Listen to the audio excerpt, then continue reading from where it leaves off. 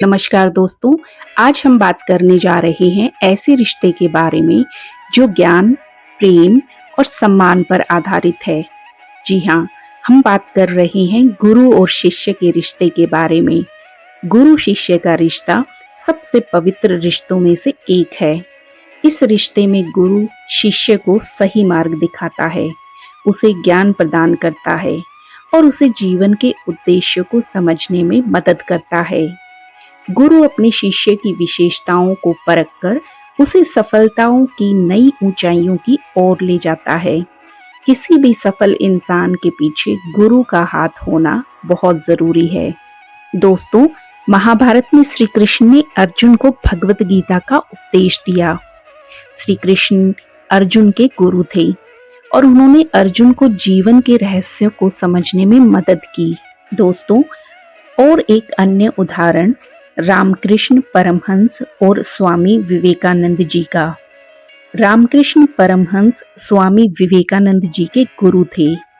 रामकृष्ण परमहंस ने स्वामी विवेकानंद को आध्यात्मिक ज्ञान और सेवा का भाव समझाया।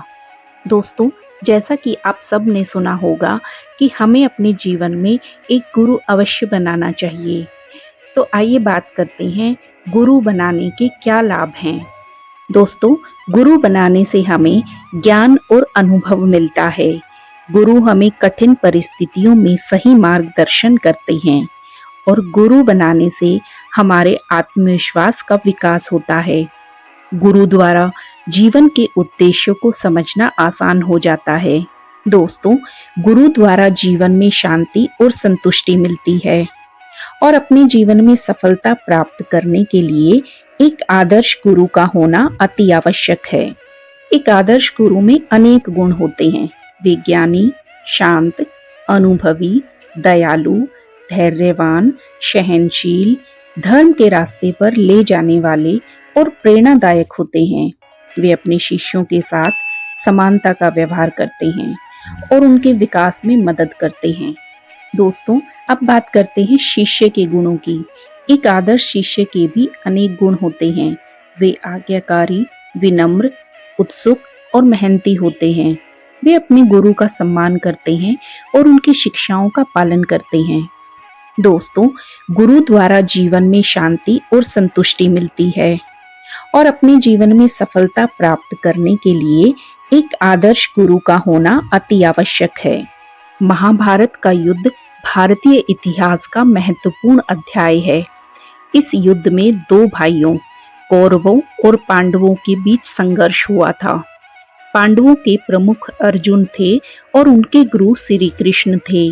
श्री कृष्ण और अर्जुन के बीच का रिश्ता गुरु और शिष्य के आदर्श रूप का प्रतीक है। श्री कृष्ण अर्जुन के चचेरे भाई थे, लेकिन उनके बीच एक गुरु और शिष्य का गहरा रिश्ता था। उन्होंने अर्जुन को जीवन के अनेक रहस्यों को समझाया। श्री कृष्ण ने अर्जुन को ध्यान और योग का अभ्यास कराया और उन्हें युद्ध कौशल सिखाया। महाभारत के युद्ध से पहले अर्जुन बहुत दुविधा में थे। उन्हें पता था कि उन्हें अपने भाइयों के खिलाफ लड़ना होगा। अर्जुन के मन में संशय और निराशा थी। इस समय श्री कृष्ण ने अर्जुन को भगवद गीता का उपदेश दिया। भगवद गीता में श्री कृष्ण ने अर्जुन को जीवन के रहस्य के बारे में समझाया। उन्होंने अर्जुन को बताया कि कर्म ही जीवन का लक्ष्य है। श्री कृष्ण ने अर्जुन को कहा कि तुम केवल कर्म करने पर ही ध्यान दो और फल की चिंता न करो। उन्होंने अर्जुन को यह भी बताया कि डर और निराशा को त्याग देना चाहिए और अपने कर्तव्य का पालन करना चाहिए। श्री कृष्ण के उपदेशों से अर्जुन का मन शांत हो गया। उसे अपने कर्तव्यों का पता चला। उसने महाभारत के युद्ध में भाग लिया और विजय प्राप्त की। श्री कृष्ण और अर्जुन के रिश्ते से हम सीख सकते हैं कि गुरु और शिष्य का रिश्ता कितना महत्वपूर्ण होता है। एक अच्छा गुरु अपने शिष्य को सही मार्ग दिखाता है, उसे ज्ञान प्रदान करता है और उसे जीवन के उद्देश्यों को समझने में मदद करता है। श्री कृष्ण और अर्जुन के रिश्ते ने हमें यह भी सिखाया कि कर्म ही जीवन का लक्ष्य है। श्री कृष्ण और अर्जुन का रिश्ता हमेशा के लिए याद किया जाएगा। यह गुरु शिष्य के आदर्श रूप का प्रतीक है।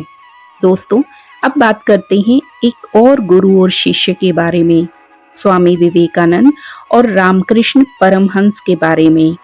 स्वामी विवेकानंद और रामकृष्ण परमहंस के बीच का रिश्ता गुरु शिष्य के आदर्श रूप का प्रतीक है।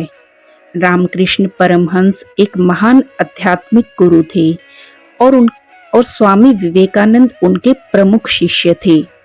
रामकृष्ण परमहंस एक साधारण परिवार से थे, लेकिन उनके मन में आध्यात्मिकता के प्रति गहरा लगाव था।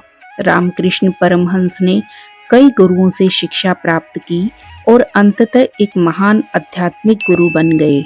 दोस्तों, स्वामी विवेकानंद का असली नाम नरेंद्र दत्त था।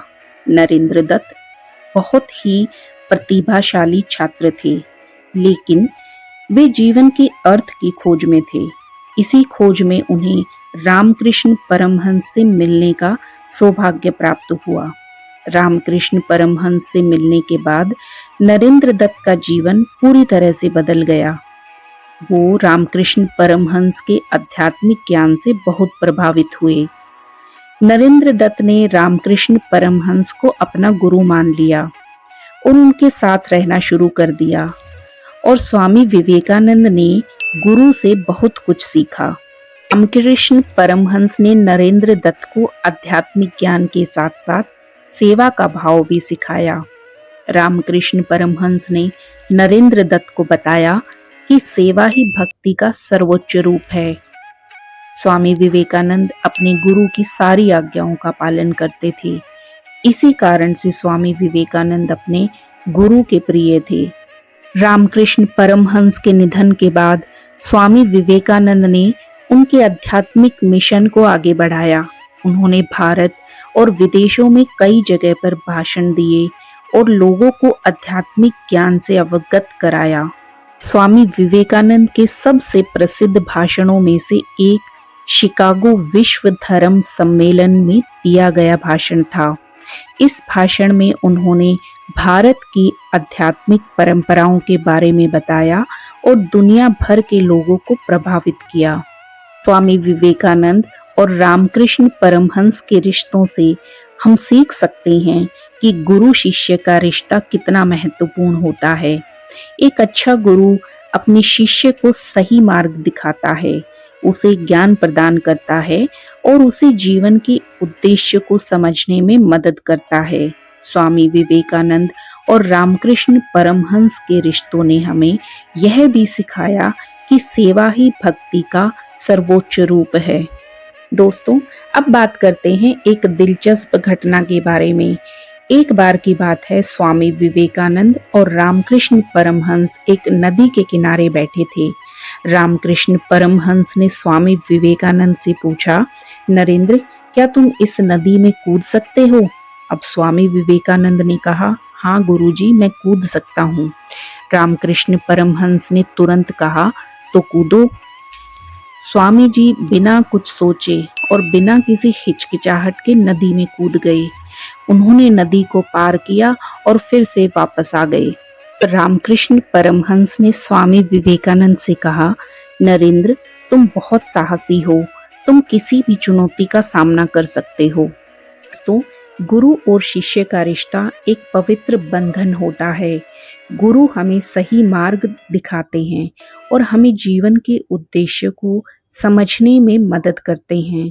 हमें अपने गुरु का सम्मान करना चाहिए और उनकी शिक्षाओं का पालन करना चाहिए। दोस्तों, आपको हमारी ये वीडियो कैसी लगी कमेंट करके ज़रूर बताइए, और ऐसी ही वीडियोस देखने के लिए चैनल को लाइक, सब्सक्राइब और शेयर ज़रूर कीजिए, और वीडियो को अंत तक देखने के लिए आपका धन्यवाद।